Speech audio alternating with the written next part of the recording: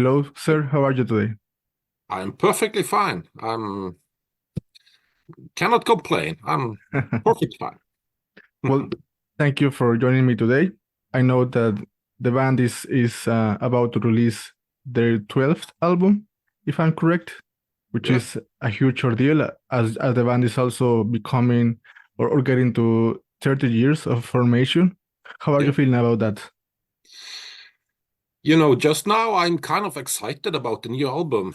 And it's a very good feeling because, I feel as excited and, kind of, yeah, about this whole thing, even more so nowadays than when I was, did the first albums and, 20 years old and stuff. So it's have been a long run, but it's still something that is so, important part of our lives in a sense that it feels good.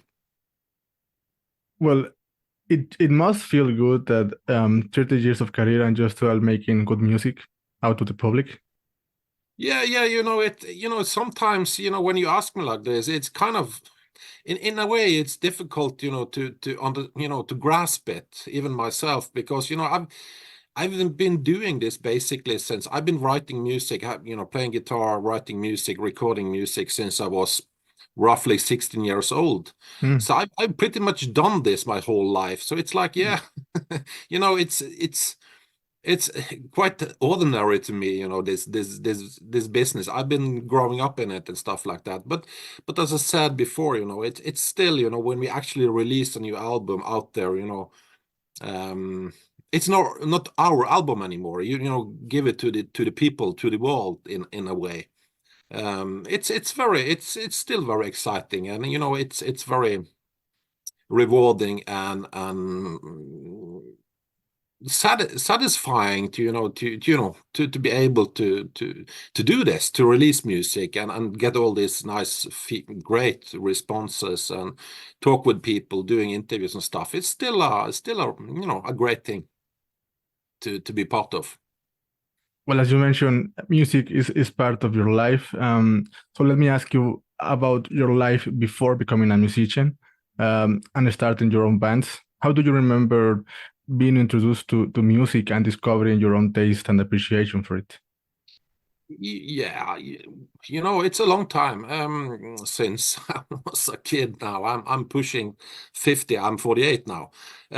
What I remember, is that I've always been I grew up in a home with a lot of music, not in the sense that none of my parents was into playing instruments or active musicians like that, but there was always music, there was always a huge appreciation for music in the home I grew up in. My father was old hippie, and he was like back in the day collecting and uh, buying LPs from UK, from England, for because I wasn't able to get hold of the LPs in Norway, for example, at that time. So I kind of grew up with this very kind of passionate approach to music, listening to music, to dig into the lyrics, to watch the covers of a LP, and the whole process of it, really, the whole mentality behind it, and of course the excitement of listening the brand new album of a band that you have followed for some years. This whole thing, it's kind of almost like a lifestyle, I would say. So that's something I've been, I was born into basically and grown up in. In general, appreciating music. So, he was listening to a lot of, 60s, 70s, prog rock, everything from Uriah Heep, Led Zeppelin, and, more obscure thing back in those days, like, Steppenwolf, and yeah, a lot of stuff like that. And of course, that shaped me in a sense. And also, back then I grew up in the countryside, so I didn't go to any kindergarten or anything like that. So I spent my before I started school and stuff like that. We kids, me and my friends, we just hung around in the forest, with a knife and our boots and just climbing trees and making, building cottages in the woods and stuff like that. So the combination with music on the one side in my home, but also my childhood, spending hours and hours, days and days, in in the wilderness, in the forests, Mm. brought me together in some, if you hack a knife or an axe to a tree, you get this kind of very wooden sound, and that was something that kind of re-chimed in me when I got as an example, my first acoustic guitar. I love this wooden sound, this almost nature sound of acoustic guitar, because it kind of reminds me of the old days when I was a kid hacking making a bow or something like that back in the day. It's I think those things have shaped me a lot as a musician. But that being said, I was never really, a type of guy. I was always quite shy. I'm still pretty shy, actually. I'm not the most social guy around, so I never had this notion or dream about becoming some kind of rock star, or playing shows and being on stage and all that stuff. That was never really part of my plan, but I had this burning passion for Mm. the music. Mm. And so I usually tell my bandmates that for me, my relationship to the music is very simple, in the sense that it starts with music and ends with music. Mm. Everything else is, of course, it's important. It's part of the business. It's not now my career and all that stuff. But I've always clinged on to this very almost childish idea that it all comes down to the music in the end of the day. The music has the kind of the leading role. Everything else is kind of secondary. I don't mean it's not important. Of course, promotion, touring, live shows, and all that is important, but not as important as the Right. music in my world. So it kind of starts with music and stops with music, if I can say so. And yeah, that has kind of been my, I guess, my path in life. And well, from having your own acoustic guitar and listening to the music of your parents, how did you switch into the strict metal side of music? Was that I conscious think at all? I think something that I remember even was when I was really, really small. I just have some glimpses, but I was always very, I think that we humans, we sometimes, I'm not sure, this is just my idea, but I think we humans, we sometimes listen to music differently. I mean, there's different elements with music that I enjoy that maybe you don't enjoy in the same way. Maybe if you listen to the same song, you will find other things that kind of chimes in you, for example. It's a question of taste, as simple as that. But for me, I remember from very early day, I loved music that had this kind of, I don't know how to say it really, but this kind of, it was energized in a sense, hence Mm. metal and rock and guitar. And I love the combination between energized music and atmospheric music. In a sense, I've always loved that. I still do. And I think growing up in the 80s, mid 80s, and becoming a teenager in the early 90s, metal was a big thing in my area. And when I started on a secondary school, I met one boy, or one friend that was also into metal, and Mm. and the more hard metal, like I remember we Slayer, Creator, and things like that.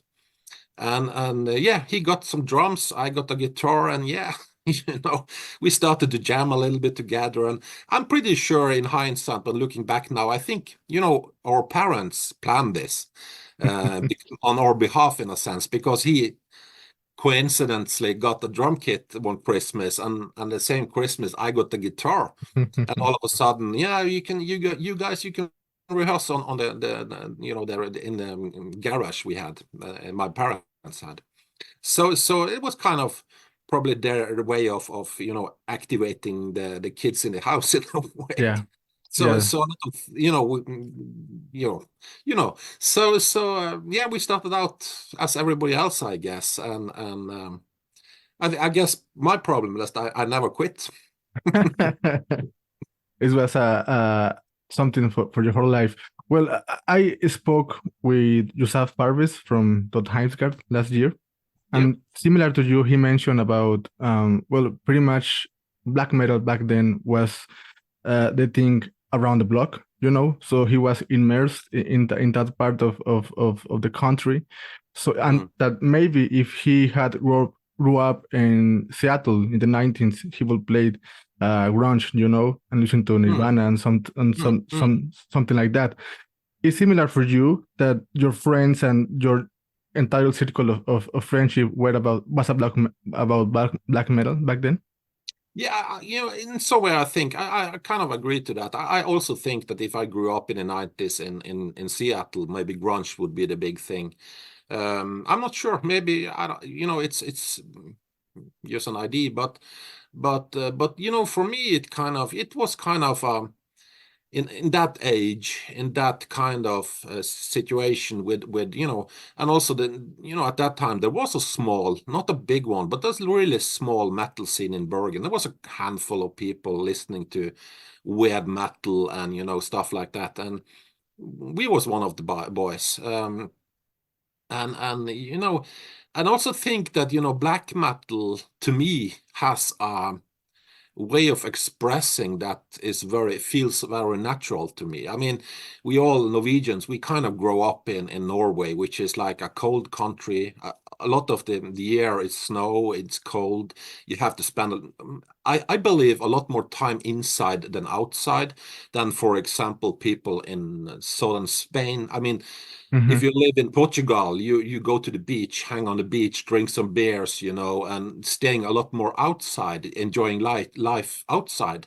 But for us Norwegians, we you know a lot of the year is the weather is rough, quite rough. So we are forced to stay more inside and you know find your own activities, whatever you want to do, spend spend your hours doing. And yeah, and also I think this we live, you know, at least talking about myself, I live on the countryside. I still do that, I wouldn't, you know, change that for anything in this world because to me, living. I mean, we live in a modern society by all means, and I love to have my you know PC computers, and I love to have my TV and my smartphone and all that. I am you know happy having that, but I also want to be a little bit grounded. I want to have some close contact with nature in a sense, you know. Mm. That has always been important to me. Just the notion, just the idea that I can that was kind of back in the day when you know we talked about me and my wife talked about getting a house and buying a house. We was both agreeing that we want a house, but we want also a house that is in a way that we can just walk out or door and into the forest, into the mountains, you know. And we have. I have my own trail into the forest and up on a mountain if I want to, the highest mountain in Bergen. So that's my basically my neighbor, the mountain.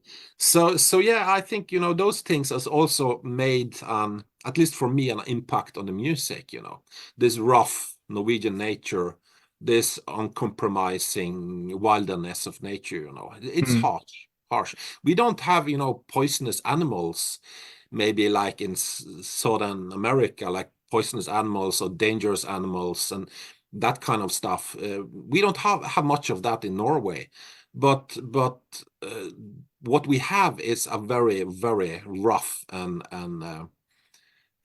what can I say, uncompromising nature. Mm. I But mean, I can walk to this mountain. I've been there many hundred times, I guess, with my father and you know, up through the years. And it's a wonderful place to be. I mean, you can see all over the place, like all around you. And you can see almost you can see to England actually, because it's you know nothing, you know, you can see as far as ever kind of thing. But the clue is that you can be on the mountaintop and feel, you know, great about it, the silence, the all mm, the, you know, those things. But it can shift in like 5 minutes, and the whole you know the whole setting is changing from being beautiful, nice, warm, sunny, and all that to all of a sudden become rough, brutal, rainy, foggy, and dangerous. You know, it mm, can kill you. Each and every year, there is a couple of people dying on this mountain because they get surprised by the rough change of nature, so to speak. So it's dangerous, but it's that is also part of life. Life kills you at some point. Well, as I'm listening to you describing Norway nature, it sounds pretty much to me like describing also BORKNAGAR sound, you know. I think nowadays when we think of BORKNAGAR, we immediately transport our mind into the forest, the icy nature of Norway, you know. And it seems if we can go back to your discography and listen to your catalog, that that part was always present in your music, you know. And back to taking some cue from my conversation with Joseph, he mentions that every artist, when starts immersing in the culture or in the element of any particular kind of art, somehow it starts paying due, paying respect or match, you know. And for black metal, it was in the 90s to start playing as it should be played, you know, or appreciated. But in order to become your own artist or your own person with your music, you have to grow and start doing your own thing. And I think Borknagar is a very peculiar or particular case of a band that outgrew the the skin of black metal. Was it hard for you? Did you have to compromise some things in order to become your own musician? No, it's not complicated, but it's for me it was quite simple back then because I remember I had some ideas back when I was planning the band and stuff like that, and one of the ideas I had that I wanted to make my own sort of musical bubble. I wanted to do something that nobody else have done. Of course, we all get inspired by our surroundings. I totally agree to that. And we all get inspired by the music we grew up with and all that stuff. Of course, that's life. We will always, no matter how, we will always stand on the shoulder of our forefathers in a way. Yeah. We will be colored by the culture we are born in, of course, and in some or another way. Of course. You can't deny that. But I think when I started the band, I had kind of this very kind of visionary idea that I wanted to make a musical entity that is independent from everything, Even musical, trends, or even, the whole black metal environment back then. I mean, I appreciate a lot about that. There was a lot of good vibes to it, and there was a lot of creativity going on and stuff like that. But I very early on in this phase, this early 90s, that okay, it's everybody is talking about, doing their own stuff and being individualistic and all that stuff. But everybody had black hair and had the same clothes and talking the same music in a sense. Right. So I very early on got the notion that, okay, I have to do something on my own, no Mm. matter what. So I've never used corpse paint. I've always used my real name in the music. I've never had any artist name, for example. And that was part of my plan. I wanted to make something that I can live with my whole life. For me, this was a life commitment thing. Mm. Not just a career, or not just a project, or not just let's do an album or two. For me, this is a lifestyle. This is a life commitment thing. So I had already done. I remember I had the idea that I'm gonna do music, and I'm gonna do my own music, independent from everybody else. I don't want to compromise commercially on my music. I don't care, because I don't care about the album selling or not. That's something that labels care about. I Right. just want to make my music.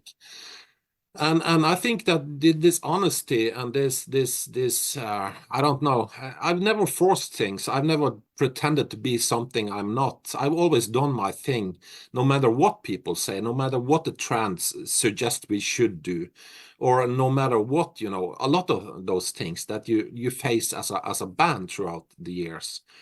So I never compromised on those things, and I've always done my own thing and my own decisions. And I always, for me, it's actually value to be, the bands I like, the huge bands in my life, like a band like Pink Floyd. For me, Pink Floyd is the mothership of all music, or all bands, or whatever you want to say. Um, and for me, Pink Floyd they have their own musical universe. Mm. There is nothing that, Pink Floyd is an own musical world, so to speak. Almost I'm not, untouchable. untouchable in a sense. And yeah, that was some of my ideas. But I wanted to do this kind of music that nobody can, label, or you can really put it into any Mm, mm, genre, or you cannot really, I don't know. I just want this notion of artistic freedom. yeah. That is so important for me, and also this also doing that, also being very honest about it, and that's why I always been, when making music, I have always had this idea that music somehow should resemble life. I'm Mm, not saying that I'm singing about my own life in any sense like that, but it should have all the aspects of being a human being, the good days, the bad days, the rainy days, the sunny days, the sorrow, the love, war, all these facets of a human life. mm, That is something I always, wanted somehow to bring into my music, without being, any kind of Greenpeace band or political band, anything like that, because I think music should be way beyond anything mm, like religion or politics, or it doesn't matter. Music is a universal language, in my opinion. It's something that should talk to everybody, no matter what your background is, or whatever preferences you have in life, or whatever you believe in. It doesn't really matter, because music should be above or beyond that, in a sense, in my opinion. So yeah, Well, it is. this made a lot of sense to me what you are describing because, well, the fact that you don't have an artistic name is maybe because of you don't wanting to detach yourself from your music. So Mm. instead, it's more of a reflection of your own. And Yep, it is, and it's quite it's sometimes a bit daring, because of course, and many times I wish I had an artist name, because I can hide behind it in a mm, sense, and I could have a little bit more private life, and I didn't need to be at work all the time, if you get my mm, point. yeah, But as again, back to my basic idea when I started the band, for me, this was and still is a life commitment. And whether, I don't know what happened in the next 5 years or next 10 years, but I'm pretty sure that I will, the process of making music is something I will do as long as I'm able to, and my heart basically beats. So for me, it's has I I've been dead serious about this all the time, and I right. guess that is something that, yeah, yeah, I don't know, but I think that is one quality that I have, that have been, have made it possible to do this for so many years and so many albums throughout, to cling on to this very, very basic, almost childish idea of making music. And that's all for me, really. Well, I guess you have to be somehow idealistic. You want to be, for example, a musician in this field, which Mm, isn't, is most of it is rewarding personally instead of like the ideal of success. But I want to say, going back to the present of Borknagar, that I think you have reached um, creative freedom or artistic freedom. But I also think that for every artist, there's definitely a learning curve from early yep, steps to yep. finding your own thing, maybe comfort or maturity. And Mm, looking back at your discography, it's safe to say that Borknagar has evolved steadily, mm, record by record, in ideas, in scope, in sound, in production, all of mm, that. So there's no denying of the honesty and consistency there. But mm. once you gain a full comprehension of what you can offer or what you can do with your music, how do you ensure to keep growing with the music vocabulary at your disposal? How do you keep expanding in that direction and maybe avoid repetition? Um, yeah, that's a good question. I think, yeah, that's a very good question. It's it's a bit difficult for me to give you a really good answer on this, because, as I said before, I've done this for such a long time. So for me, making music, doing a new album, that's kind of normal. It's you know it's a part of life, and I just do it kind of thing. I don't think too much about it. Of course I do, but it's so in you know in integrated in my life in a sense. But I think maybe the most important thing is that I've always, as I said a little bit before, also that since the very start of the band, I always cling on to this very basic idea about why do I do this? You know, Mm. why do I actually spend so much time making music, traveling Mm. around the world, not all that stuff? For me, it starts with the music. It starts with a satisfaction, the I don't know how to say it, but every time I sit down writing some new songs that I'm done with a song, for example, I'm very happy with, that gives me a rush that nothing else in this world gives me. It's not, you know, you know, I don't care about drugs and, you know, alcohol and all stuff that, you know, that don't use that much at all, and barely drink anymore. But you know, music give me, creating music, this gives me this peace of mind and an extreme sense of satisfaction when Mm. I've done something that, you know, I find interesting musically and stuff like that. And I think my way of doing it through all these years and through all these albums is to cling on to this very basic idea. I have never compromised. I never I, I never, you know, the record company have learned by now, I guess, but they never, yeah, they can't push me into doing things I don't want to do. They know it by now. Mm. But you know, I've tried to protect and preserve this very kind of childish, almost excitement of doing music, and I've been very protective on that, to be honest. So I think that is one explanation that, Yeah. you know, I don't, what can I say? And also another thing in my life, I think that I've always also made sure that I've grounded to the real world in a sense. Mm. I mean, these days I don't really need to work anymore in a normal job, but I still do that a couple of days a week in between because I feel that is a good thing for me as a person. It also gives me inspiration to do something else than music, if you get my point, to Yeah. have something that interests me outside music. So I try to, you know, to balance this in my daily life, to have, you know, of course, music studio and all that stuff is my main doing these days.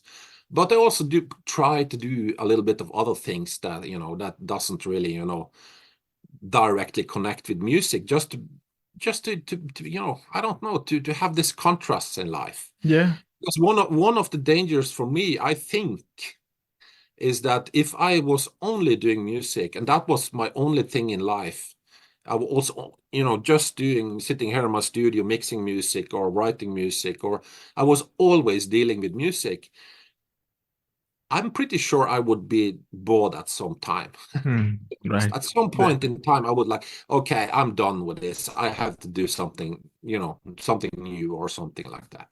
So I've tried in a way to protect myself and my passion for making music in all this crazy business. And so far it has worked. I mean, Worked. sometimes I'm so fed up with the music and all the stuff that you have to do as a musician, but you know, in the end of the day, it's yeah, it's a huge privilege to be able to do what I do, I have to So, say. in order to preserve that passion and satisfaction of making music, first, you don't make music all the time, and No, you. I no, I don't make music all the time. I do a lot of. I have a high-end studio here, as you might see, and Okay. I do a lot of other, you know, sound productions. When I was a teenager and I was, you know, thinking about education back in the day, I was planning actually to start sound engineering, but I never, because of the band situation, everything. At that time, I had to move to Oslo, and I didn't want to do that because I didn't want to live in a city. So I did never do that in the official way, though. But now, 20 years after I have a studio. So I do a lot of, I love sound. I'm a nerd. I'm a geek on tools and compressors and monitors and stuff. So I spend a lot of time with sound. I love sound. I love sound production. I love how different compressors flavors music. I love tubes, and all that stuff is something I also quite deep into, to be honest. So So so that part of the satisfaction you talk about, does it have to do with just making music, or the kind of music that you create officially for your projects? I mean, it's is there a yeah. line there? No, it's a good question, because let's say 10 years ago, I was basically just doing my own music, only my own music, and I did Mm, some, but the last 10, 5, 6 years, I don't remember. I've done quite a lot of, mastering of singles. I've done some mixing of some albums and stuff like that. And I find some of the same excitement doing that, to be honest. mm, To be able to create something. And I think that is the point. I mean, my father was an architect, and he died. I lost him like 7 years ago now. And one of the beautiful thing about him, being an architect in his life, that every day I can see his houses, things that he have mm. made. My father Yeah, made this house or this school or something like that. his legacy. Yeah, the legacy thing. And I think for me, I just love this. I've always, apart from music business, I also, as I have a big garden and I have a house and I've built this studio by myself. I love building stuff, if that Right. makes sense. I, Yeah. I just love the process of creating stuff. I'm Mm. I'm a kind of weirdo. I remember when the Lord of the Rings movies came out. I was like, yeah, sure, cool movies. I was in cinemas and watched them and stuff. But I find the behind the scenes or the documentary about how they made Lord of the Rings, Mm. I find that way more interesting. And everybody, even my wife is like, hey, why do you watch that? What's the point? I was like, that is a cool thing about Lord of the Yeah. Rings. It's how they actually made this fucking movie. So I've always been a guy that I've always been very into the process of things, I would say. Whether that being making my own music or mixing others' music or building a house like this or something like that. I love creating stuff, building stuff. Yeah, we don't often focus or give the right place of importance to the process. For example, I remember years ago watching an artistic installment of, you know, no paintings, not sculptures, just enter into a room full of noises, you're just hammering nails, Mm, cutting wood, wood shopping. And mm, that was like the process of creating the pieces, and mm. I that resonates with me. Yeah, Um, yeah. I've always been that kind of dude, and when I'm done with stuff, I'm done with it, and I have to do something new. If you get my right, point, right. I just love the process of things, and also same with traveling. I love traveling, and sometimes, of course, long flights and stuff like that is can be very tiresome and stuff. But I'm having tendency that if I get somewhere, I travel someplace, I'm cool being there 1 day or 2 days, but then I'm kind of okay, I want to travel again Mm. because I just love the notion of being on the run, not on the run, but Yeah, in movement. yeah, yeah. I love the process of things. I've always done that, so I guess it's yeah. And and that's also a good thing if you are a touring musician, to enjoy the traveling part and being on the road. Hmm. Yeah, I've always done that. I also, when I was a kid, my parents was like old hippies, so they, in every summer when I was a kid, small kid, we traveled around Europe with a kind of small van or something like that. And Do so you I mean, we was like, even we was in Poland, I remember, even before the Berlin Wall was down and stuff like that. So I was in Yugoslavia before the war broke out in Yugoslavia, for example. And I've always traveled a lot. So again, the process of things. I'm curious about stuff. I love to learn. Read. I remember as a kid, I also read a lot of friends at that time, they was like reading books about, I don't know what people read, but I was into this traveling books of all sorts. I Hmm. was, for instance, I remember for a long time I was reading Eric von Daniken, about I don't agree with him about this alien astronaut society. I think it's yeah, I don't know. It's a kind of a hoax, but I still love the description of traveling and seeing new places and this whole Indiana Jones vibe, so to speak. Right, right. So since I was a teenager, I was very much into the Maya and Inca culture, reading about that of all sorts. Mm. Well, Wanted to travel there and stuff, and so yeah. I'm an architect, and I do enjoy traveling and seeing the buildings, the architectural type of each place. Mhm. Do you have favorite places you have visit in your life? Oh man. Um, I've been so many places. It's really hard to pinpoint. But I must admit, I was a little bit because I we was when I was a kid and we traveled. My father was also architect. So I remember we spent a lot of time. He taking all kinds of photos of buildings and looking at details and all that stuff. So I Yeah. still have that little bit in the back of my head. So I remember when we traveled to Costa Rica, actually, I was a little bit amazed by the contrasts. Actually, I don't remember the exact details and what kind of building it was, but there was a really kind of building in the middle of the town. There was a building that all of a sudden had this very brutalistic uh, Mm. approach. I don't remember what kind of building. I think it was some kind of government building or something. It had this kind of Soviet Union vibes, I, in the 70s vibe kind of thing. And that uh, was a weird thing, but it was kind of cool also from an artistic point of view. yeah. I love that brutalism Yeah. kind of architecture. Definitely. Let's get into the main reason of this conversation. Your new album, Fall. Yeah.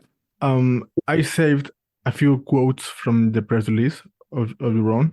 Hmm. Uh, one goes, music is like climbing a mountain. There's always another higher peak. Uh, I think this is true, although I'm not a musician, but I like to think that I understand that.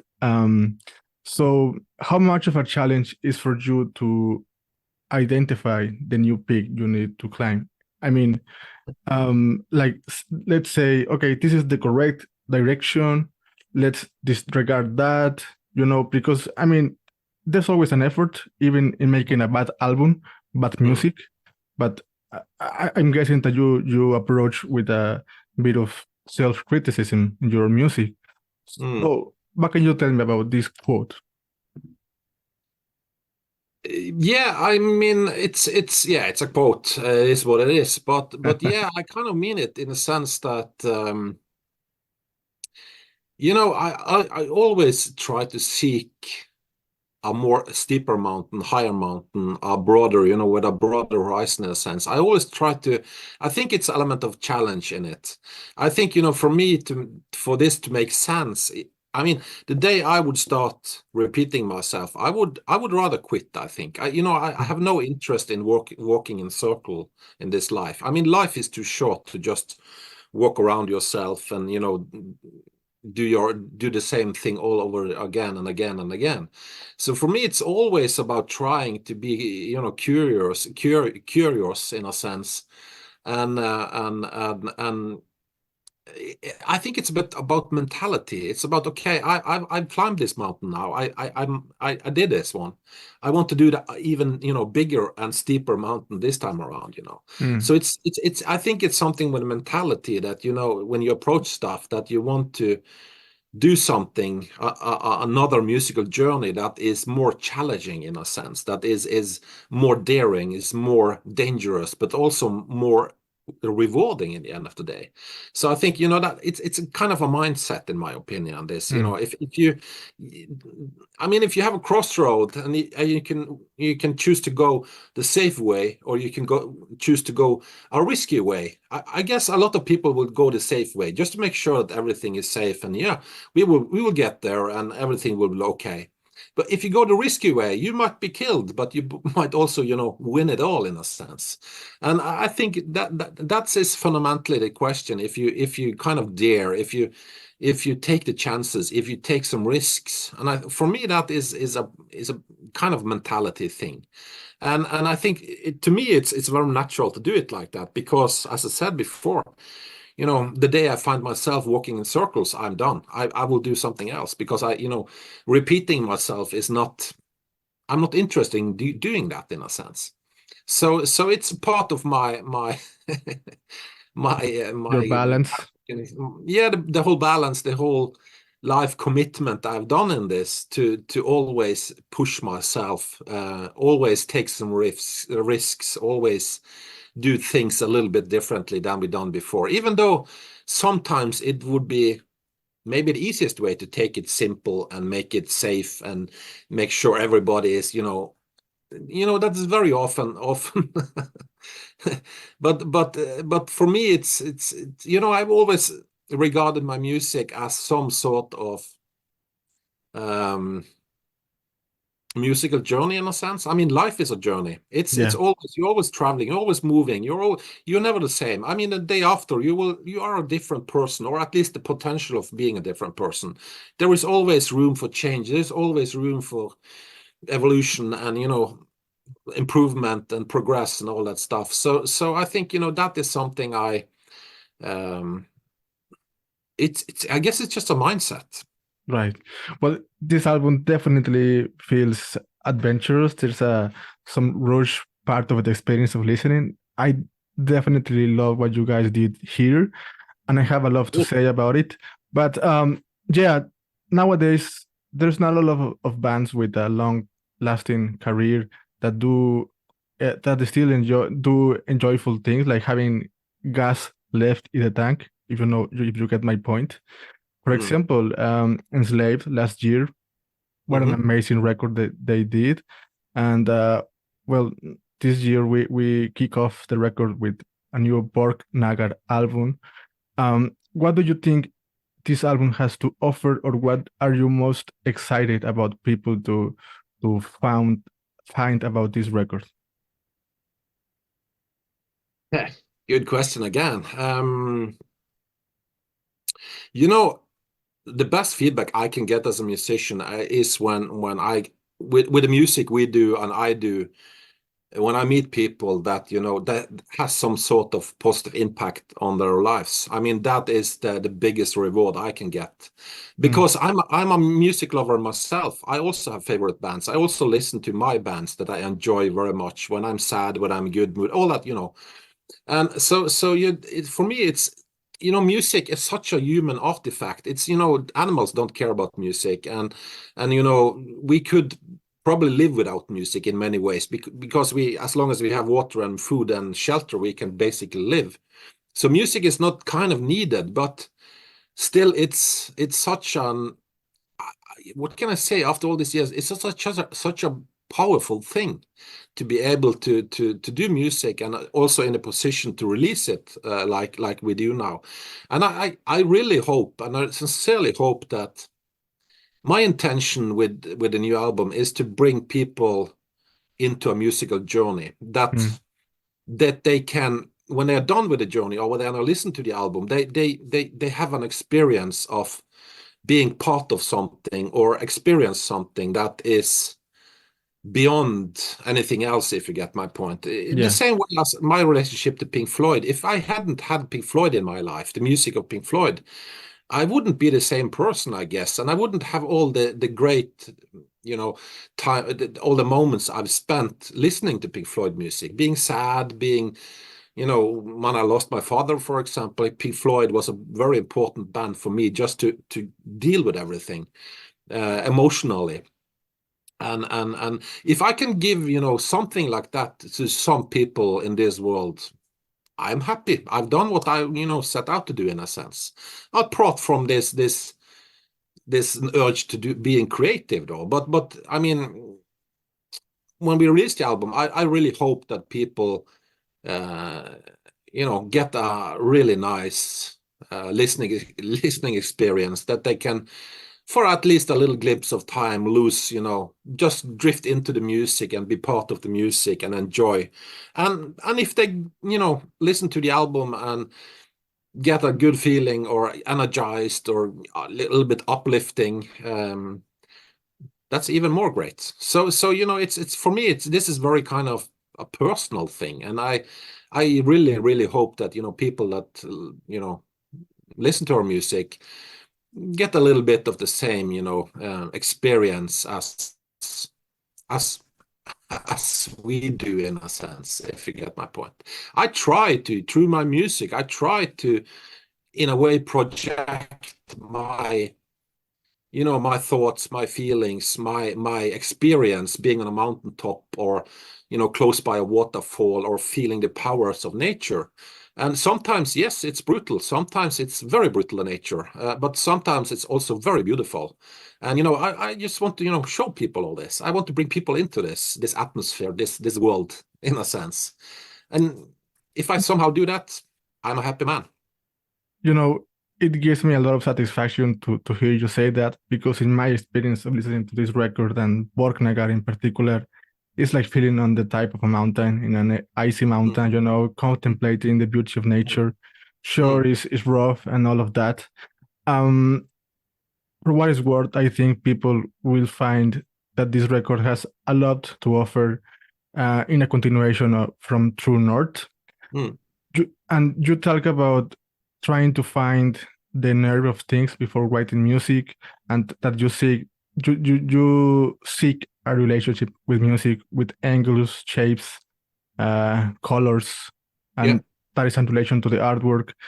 I have to ask you about, do you often relate your music or the mind frame of a record with a particular color of emotion, like the synesthesia type of thing? Oh yeah, I do. I always done that. I mean, as far as I've heard, there is a diagnosis called synesthesia or something like that. When you listen to music, you kind of get colors and all that. I guess I have something like that probably. But yeah, but it's a bit more complex than that for me. I mean, an album has a lot of colors, in my opinion. So it's kind of hard to single out one color in specific, and very often, the colors I see and kind of experience, in a sense, it's not kind of straight yellow or straight blue. It's shades of different colors, and it's a bit more complex than that. But yeah, this album is I don't know. It's and also I kind of connect colors with emotion, in a sense. Yeah. Some colors is more uplifting than other colors, for example, and that stuff. So I don't know. This is things that is somehow very difficult to talk about, because it's so weird. Much of it exists in the abstract, I think. Excuse me? Much of these things exist in the abstract. We can. Yeah, it's very abstract, and it's I don't know how to explain it really, because it's not. Yeah, it's just visualization of music, in a sense. I've always had that, depending on music, and it depends a little bit on my mood as well. I sometimes things looks and sounds a little bit different than it did the day before, for example. So I cannot. It's very difficult for me to give an answer, and with it, this is the answer of everything. But the point is, and the most important point is, for me at least, is that to me music. Music has a very visual aspect to it. Even though there is no videos or no really visuals at all, music will always have a very visual, give me a very visual notion, and that also brings me into the concept that what we talked about earlier. This being part of a musical journey. For me, it's. When I started the band, I never wanted really to become an entertainer. That is so far from what I want to be in this life that you have no idea. I'm probably the worst entertainer in this world. when it comes to telling jokes or being the guy who is, making everybody laughing and stuff like that. Mhm. I'm certainly not an entertainer. So I've always also, when it comes to my music, I've to me it's a little bit beyond an entertainment. I mean, a lot of music these days is about I feel. I, Maybe I'm judging, but and wrongly so. But I feel that a lot of music is for entertainment. It's to spice up a party, or to play on a disco, or play in a store for clothes or whatever. But that's not what I'm doing. I'm doing music that invites. It should be experience, more than entertainment, if you get my Yeah, point. And yeah. then you are back to this my fundamental idea about allow the process of things, and I want to bring people into my world, in a sense, my musical world, because that is where the beauty of the music is, really, to be honest. So I probably have a little bit different approach in all this than a lot of people, I guess. I don't know, but I'm a weirdo. I Well, admit it. I certainly appreciate when a music experience, an album experience, take me to somewhere else in my mind, Mm. Yeah. visually. Yeah, Um, for me, music is almost it's something, almost like what's it called? Um, uh, oh, yeah, I don't remember the name at the moment, but it's damn. Yeah. Anyway, like like multi. I don't have no, the some word. kind of maybe some kind of meditation, if you get my point. I mean, Okay. I'm not doing any kind of meditation, and I'm not a religious person. I'm very kind of real and honest about my surroundings and stuff. I'm a very grounded person. I would like to think, at least. But it's, and I've never been into meditation. People tell me, "Hey, Øystein, you should start to meditate because that it makes you good for you, and you relax in your body and all that stuff, and mentally." And yeah, sure, but that is what I do when I create music. You know, Right. for me, my meditation life, my free space, my escape from the reality, my yeah, my way of escaping a little bit the reality sometimes is music. And Mm. it's the experience, it's the yeah, I don't know what's the M- right word for it, but Maybe the and word is introspection. yeah, maybe even maybe, yeah, part of it at least. So that is my goal with my music. I just want, of course I want to entertain people, but that's not my main mission. I want to include people, the fans, the listeners, into the musical journey that we do. Yeah, that's just a consequential part of it. Um, Mm, I need and want and to mention the artwork because it's beautiful mm, and it quite perfectly translate the experience for me or my interpretation of the music on the record. It feels like mm, standing at the contemplating the higher nature of a fall, a mm, fall, yeah, mm, gigantic, majestic, beautiful. And at some point, I think this record takes me up there. You start mm, contemplating from below, and mm, then you end up being above all. I have some favorite songs on some favorite parts of this record, which are Moon, the high pitch in the line over the hill, it disappear, beautiful. mm, Stars of lace. There's a quote like an artist brush, a masterpiece of light with each celestial brush. Man, that's just beautiful. So mm. I need to ask you, how much responsible are you for the picture of the artwork? Did you give some sort of direction to the artist? No, not really. I mean, me and Elleron, we had a talk, of course, discussed everything on phone, and I guess we talked for 3 hours or something, and we talked. To be honest, we talked about everything else than music for the most part. I Mm, mean, we talked about being parents, having kids, daily things in life, and stuff like that. Just learning to know each other. The only thing I told him, that I wanted a cover that somehow portrays the wild, uncompromising nature, the power of nature. That's one thing. And the other thing I told him that I wanted to have some kind of human element on the cover, not a human being by a face or a body or anything like that, but something that kind of reminds of human beings. That there has been humans there, there has been humans struggling there or died there or something like that. And that was all. That was all. Apart from that, we gave him complete artistic freedom. And of course, I sent him the demo songs because we hadn't done the mixing and stuff yet. So he got the demos, he got the lyrics for the album and stuff, and he listened to it. And we didn't talk for, I guess, well over a month. And this came back. And it was so beautiful, the way he had pinpointed both the music and the lyrics of the album in a perfect way. And also the scope of the cover, as you said, from down and up, you feel that is a notion when you walk on a mountain. It's a beautiful sight, it's a beautiful view being on the top of a mountain. But you also get this notion that you feel very small in all this. Yeah.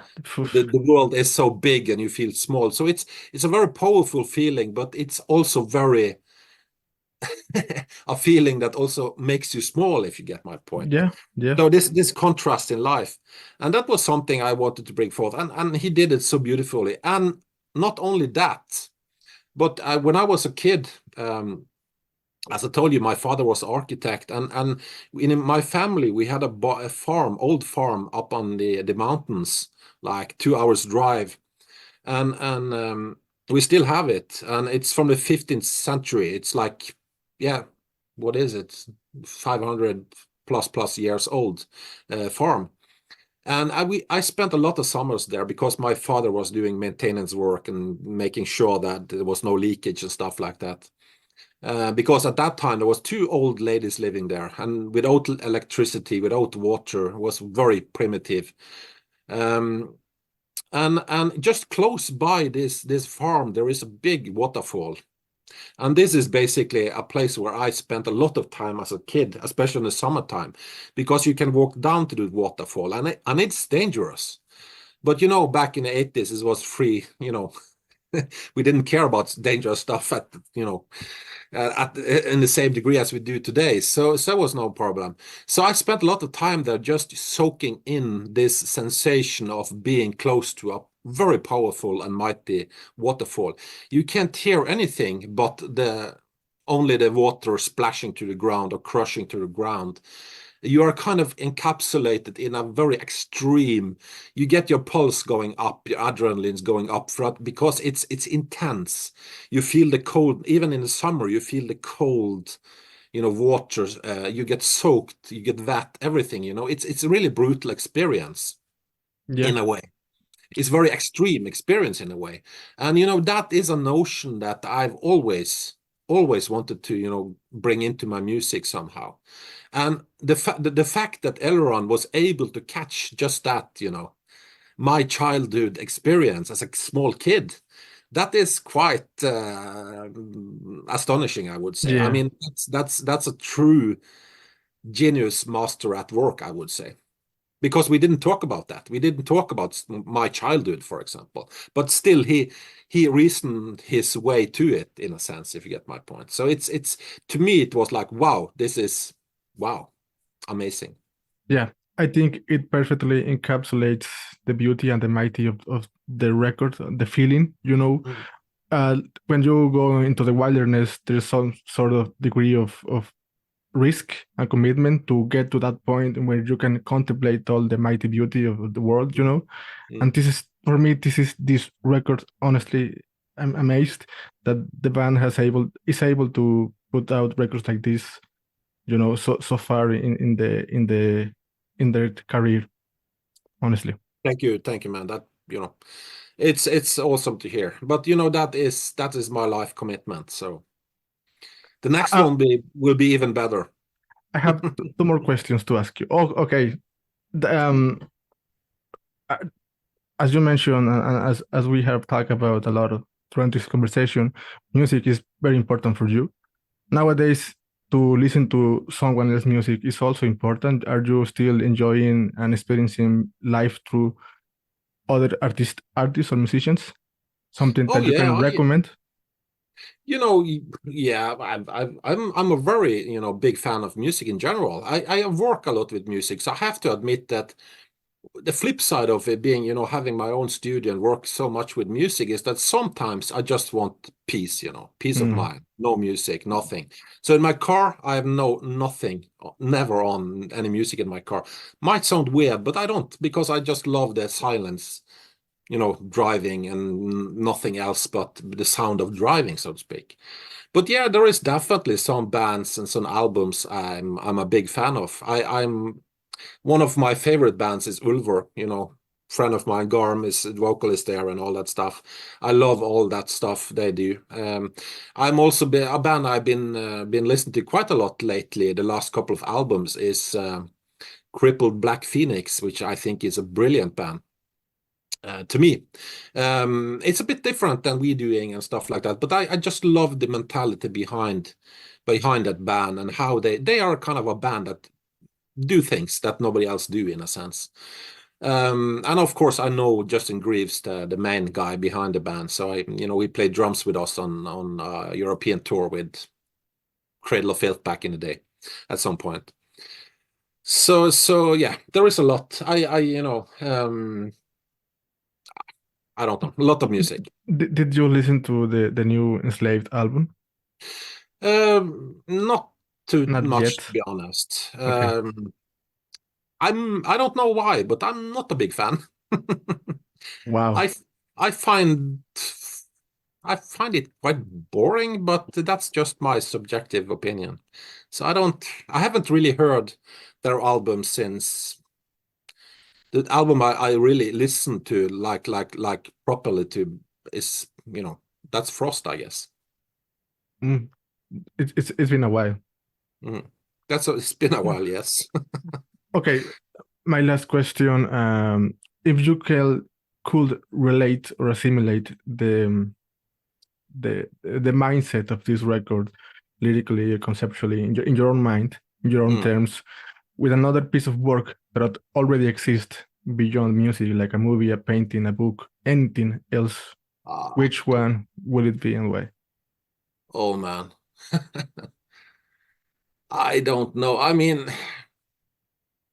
it's really hard for me to pinpoint something from the top of my, then the album, our new album is quite massive, had quite a lot of different flavors and different.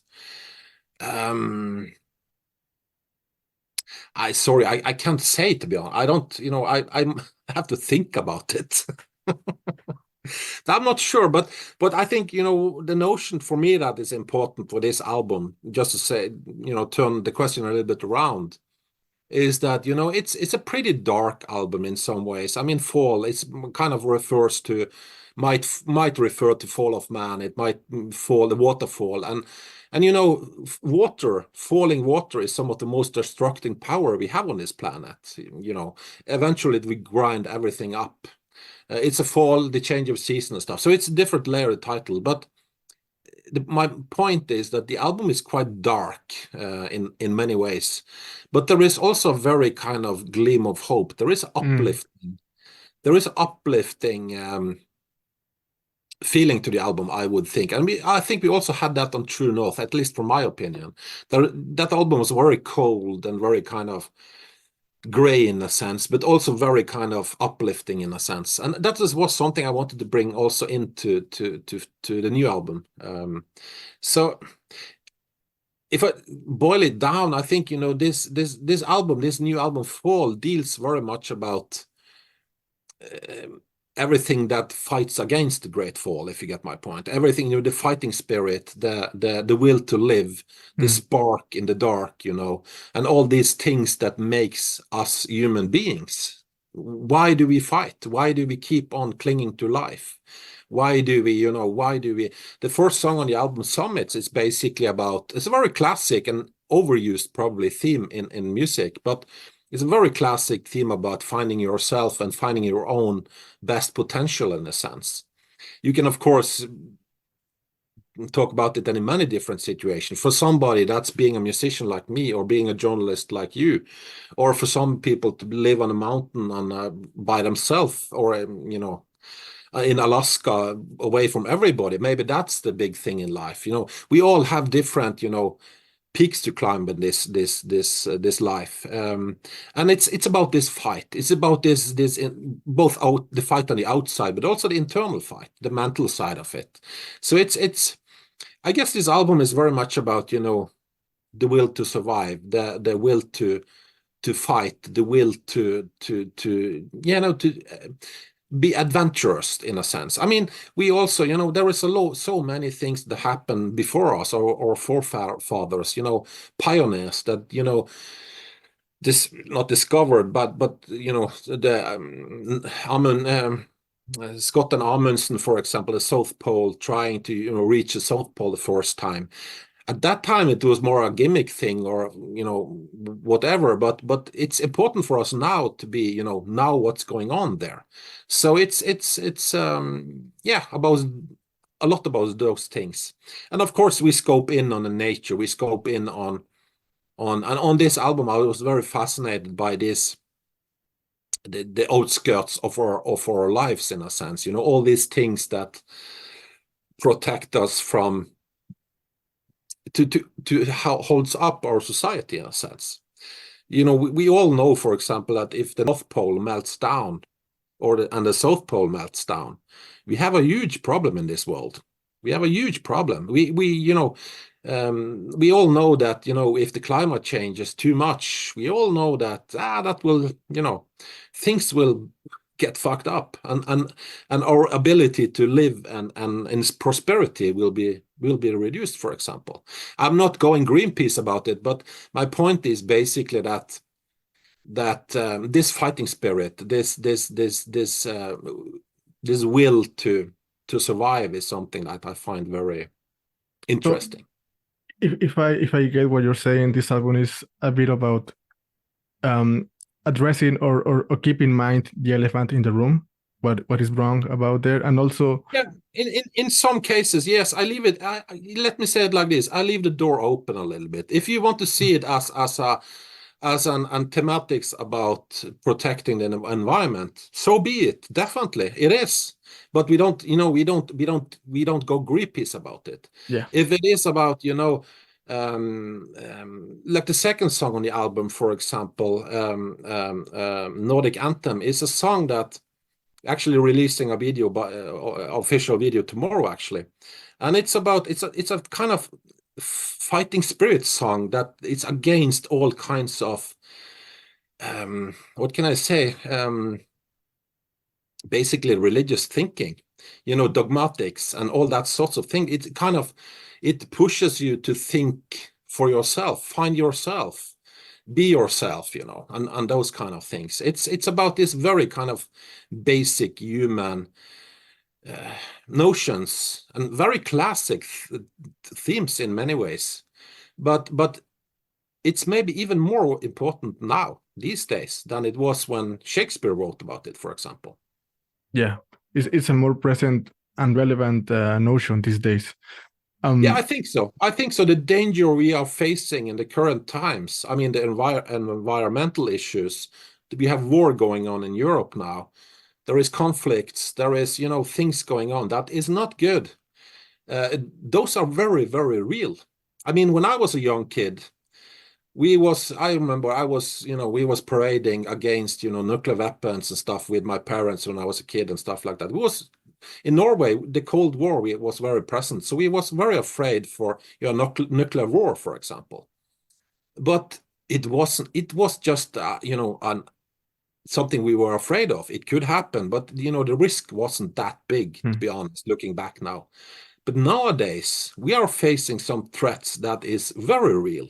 Yeah. And this environmental thing is very, very real. And I think, some of the problem for us humans is that we don't run before we see the lion. And that is a big male function among us humans beings, that we don't do that, so that the lion eats us. And maybe some of it is my way of saying that, hey guys, we need to start thinking about stuff. Did you write the lyrics? Many of them, yes. It's not all, but a lot of them, yes. Because I have one line in mind as you are talking about it, Mm, from the song Stars Ablaze, that mm, goes, "We walk our paths, the maps in our blood, fathers and sons in the absence of God." That's a powerful line to me. mm, In the mindset of the record, when it happens. mm. Um, I don't know if you are about to release more singles in the future, but I think so far what you have showed us, it's a good example of what we can expect on the album. Yeah. It's I basically don't want to go religious about stuff. As I said before, I wanted to keep music beyond religion, politics, and all that kind of stuff. It doesn't matter because music should be something But but but above that. but we are humans after all, beyond Yeah, and religions. and that is basically my point that I sometimes we cannot express ourselves honestly without, in this case, involving this God figure thing. That is a big problem. According to us, according to me, I think that is way more dangerous than any nuclear bomb, this God thing that everybody is talking about. I don't believe in that. I'm not religious. I've never been it, not slightly religious. And I've never always been like, what the fuck do people walk around believing in something that, whatever, it's just a hoax, it's a scam. Come on, guys. But I find it still interesting why people do so. I find it interesting, the mechanism. Why is it like this? Why do people in 2024 actually walk around and believing in the Bible, as an example? I Yeah. think it's crazy. But that being said, I'm fine with it. If people want that, sure, no problem. If they find solitude with that, sure. But the big important thing, in my opinion, and that is something we try to deal with in our lyrics a little bit, that's a mindset of it. Because what I think is more dangerous than religions, any religion, is religious thinking. It's the way of thinking, dogmatics. Dogmatics, yeah. It's the dogmatics. It's that is really, really, really dangerous. We see that all over the place now. The age of stupidity in USA, for example, with Trump being a president back in the day, and maybe being a president again. What the fuck is that about? How did we come to that point in our existence? You know, And so on and so forth. the funny part is that you can't talk about it without being labeled as something, you can't discuss these things publicly, seems I like. I totally know that. I know that. And I know. And we try to avoid to talk too much about those stuff because our music is not really about that. But I've always had this approach to my music that instead of criticizing everything and being, all that being Preachy. satanic or that I've tried to project a better way of looking at the world, if you get my point. I've tried to describe the nature, the beauty of nature, the magic of nature. I mean, the nature is way more beautiful and magic than any Bible, any Quran, or anything like that. It's just walk out in the nature, look around, listen to the sounds. It's so magic. That is the true magic of the reality, I would say. there's So yeah. there's one person that says something like, if you want to experience godlike feeling, go to Mm, the top of the mountain, immerse yep, yourself there, mm, experience a rain, a tormental rain at the beach, contemplating the vastness of the ocean. So I guess my guess is that the best closer feeling to God, because I also don't believe in any higher existence, is nature, being surrounded by it mm. in And the I think that exile. is not ultimately, I mean, when we talk now, we talk like as if this is kind of a discussion about religion and a discussion about politics. But for me, it's not really not, because for me, it's a discussion about the mindset. It's about whatever. I don't differentiate really about various religions. I don't differentiate in politic topics in my lyrics or anything like that. I don't care really about that, but I want to project some kind of mentality, and the mentality of free thinking, of being, independent as a human being, about, finding yourself and finding your own summit in this life, and that is the way I try to approach this. But of course, it kind of shows the finger to religion, to politics, and because the way we express this, but it's I would say it's not political or religious in any way, but it's just an alternative way of approaching life, I would say. Yeah, it's not about taking action, it's about questioning things, It's about realizing. leaning forward. It's about leaning forward, being curious, being adventurous. It's about, um, seek to broaden your horizon. I believe in knowledge. So the more you know, the more you travel, the more you meet people, the more you learn about the world. I think everything, all this kind of is against kind of a lot of, religion, because religious thinking is like, in my opinion, it's mental laziness in a sense. You just find a solution on everything and that's it, and let's just do. It's a safe way. Even in Norway, it's a safe way. When we had small kids, it would be easy for us to go to the church and baptize the kids and do as everybody else. But we didn't do that because we don't believe in that shit. We want to do our own stuff. We want to make our own tradition in a sense. So it's, to me, it's all about the mindset. It's about being a little bit, yeah, Well, adventurous mind. thank you for this conversation, Oystein. I appreciate your words. For anyone out there listening, there you have it. Fall is coming out February via Century Media Records. Thank you, man. Hope to talk to Thank you so you much for another time. See you, man. Take care. And have a good night. Bye bye. Bye bye.